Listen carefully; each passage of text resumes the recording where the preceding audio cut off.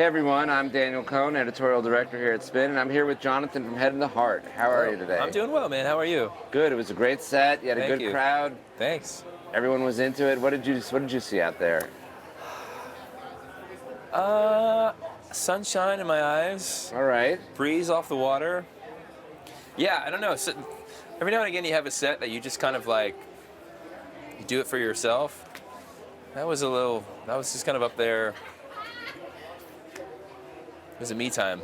There you go. Yeah. Which is a good segue into our topic of anxiety. Well, I don't know about if it was a good segue, but it is a segue into a topic that we were talking about off cameras, mental health and anxiety. So, as a touring musician, do you find yourself battling anxiety more so when you are going on stage, or more is it after and then it's on to the next location, or is it all the time? I'd say there's a blanket of anxiety that kind of rises and falls constantly, and like I've been doing it for 13 years, and so like when you're first starting out, you just, like any other 20-something-year-old kid, you just mask it with like whatever you have access to, typically a beer or whatever, a shot. But once you start playing like for 2 hours a night, it's just not feasible, and it's not good for you. So I started like exercising before I go on stage. Okay. This I couldn't because it's a one-off. Like, but when we're on tour and we have all of our own stuff, like I tour with like exercise gear. Oh wow. What do you use? Like kettlebell. I bring out a rowing machine and a bunch of bands, yoga mat, weights, a little sled because I'm trying to rehab my knees because I'm fucking old.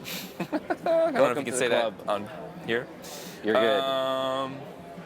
Yeah, like once I quit drinking before concerts, I did have much more. I had a harder time. It would take me like 7 songs before I was really like not thinking anymore, which is bad. Like you want to go on there and like help people lose themselves, like be free and open, but it's when you're just up there thinking and kind of like, this is weird, what am I doing?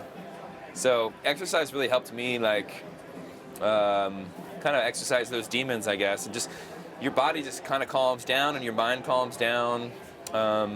That's one thing I've learned is like anytime like I'm feeling anxious, even when I'm off the road, it's like I don't always feel like I have control over my brain. So you can have control over your body. So like go on a walk, ride your bike, go to the gym, whatever it is, like that's kind of my like ripcord. If you need something to really help you out, if you can get control of your body, your brain will kind of follow, I've learned. So that was a long-winded answer to your one question. But well, I'm just curious when you realize that this is the method that works for you, that keeps you calm. Yeah, I mean, it was recent because, it was after the pandemic coming back, and I don't know that I was prepared for like just how bizarre it was going to look and feel being on stage after not doing it for 2.5 years. Like when you're doing it every day, you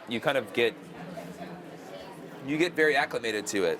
And so having 2.5 years away, like that first week of getting on stage to like thousands of people, I was just like, this is not normal. And I'm just having a weird time on stage. And so that's when I was just like, I need to like figure something out. So that's when I started exercising before. Did you even know that it was a thing before that, like pre-pandemic? It wasn't as much of a thing because I was doing it all the time. I had never, in all the years I've been touring, I never had that much time off. You don't have enough time to like have that much perspective. So coming back with like feeling very like much just like a regular civilian, and then getting on stage to like 10,000 people, you're like, what is this? Right. Doesn't feel normal. It isn't normal. So do you have it all timed out though, that you have a routine? Basically, you have a routine of how many hours before you need to start like lifting and rowing, and then kind of ease into it where you're in a good headspace before you go up there. Yeah, I mean, I kind of like there's probably 30 minutes between when I end my workout and when I go on stage. Wow. Like when you're watching like a NBA game and they're like sweaty by the time they start the game. Yeah. I think it's a similar thing. Like it's like you just get loose. Really? So, yeah, and I tailor it to where I'm not going to be, because there's definitely like in the beginning I was learning like I'm doing too much, and then I'm burnt out, and then I'm so relaxed on stage, right, that people are like, is he okay? But I'm just like so relaxed. So you kind of you toy with figuring out what's enough for your anxiety to subdue. and then just don't do it too hard. I don't know. I think every artist probably has their own version of something that helps them before stage. Mine currently is like a rowing machine. I mean, it's a very inexpensive habit, I guess. Up front, it's not. Weights are not cheap. Well, but then by the time you've used, it's that or I'm just kidding. Yeah. grabbing beers or whatever. Yeah. It's definitely a more sustainable route. When you're after a show, do you cool down by meditating or doing anything like that? I wish I could tell you that I did. No, once I'm like done for the night, I'm kind of like, I don't know. No, what. like sit-ups or anything like that. Nah. I'm trying to think what I would do. I don't know. I know some guys that'll like sit on the bike afterwards, just to get it down. Yeah, or go for a bike ride in the city or whatever. So when you're touring and you have your days off, how do you find yourself maintaining your mental health? Like, do you guys go outside, you go hiking, cycling, or walk around cities or anything like that? Everyone's kind of different, because we travel with some kids too, like Maddie and Charity, who are married, and they have. Francis was like 1.5 last fall, so they're going to like kids museums and stuff like that for the kid. I don't sleep well when the bus travels overnight, so unfortunately I try and get as much sleep as possible. So I might sleep in until 2 o'clock in the afternoon just because I didn't start until 6 in the morning. Ooh. So it's brutal. Is that tough on your mental health with those hours? Or does it just not matter? I guess, but you're so used to it by now. It's again, you just try and balance it out with things you have control over throughout the afternoon, which again is, I think, why having control over my body is kind of the only thing I do have control over, because your schedule is not your own really. Right. So you have maybe 2 hours of your own time. And for me, I started trying exercise, and it's It's a very healthy way to do things. Yeah. It's you hear Mick Jagger and they're doing yoga before shows now, you know what I mean?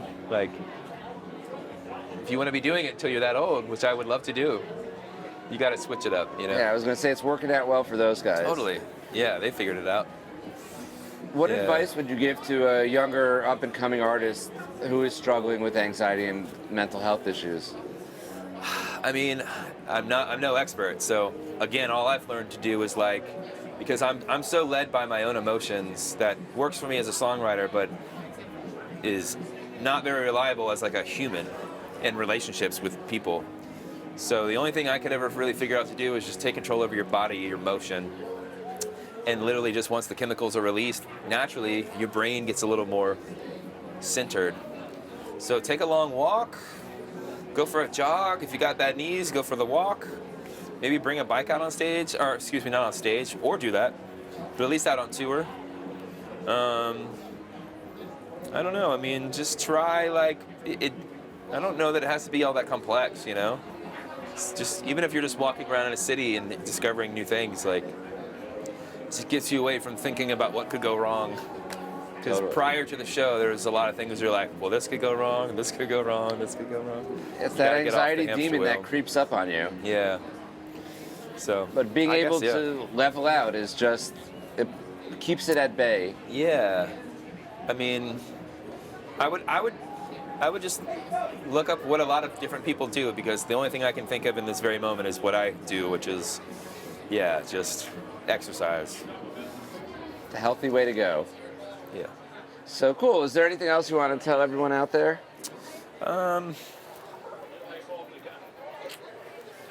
I think just don't be too hard on yourself. If you go through a phase where you're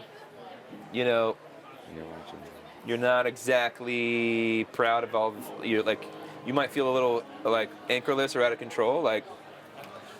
Don't freak out, ride that out, try and be aware of what's happening, acknowledge it, and at the same time, just try and imagine things you can start to try to do to help it. But don't freak out. We all go through these things, You're gonna once you're on the other side of this, you're gonna be wow, that really wasn't that big of a deal that you thought it was. You just gotta get yourself through it, and then, hopefully once you're a little more right-sided, you can kind of start thinking about what got you there in the first place and start working on that. I mean, I don't know. I do kind of wish I would have discovered therapy at a much younger age. I'm 38 now. I've been doing therapy for like 4 years maybe. But like, you know, there's just no reason for me to have gotten so low before I started doing it. You know what I mean? Like, there's always such a stigma around it. I think it's changing more and more now, but don't be afraid of therapy. Don't be embarrassed about therapy. And don't be embarrassed to say that you need help. Like, everyone you're going to meet in your whole life at some point is going to ask for help. So don't feel like you can't be the first guy or gal or whatever, you know?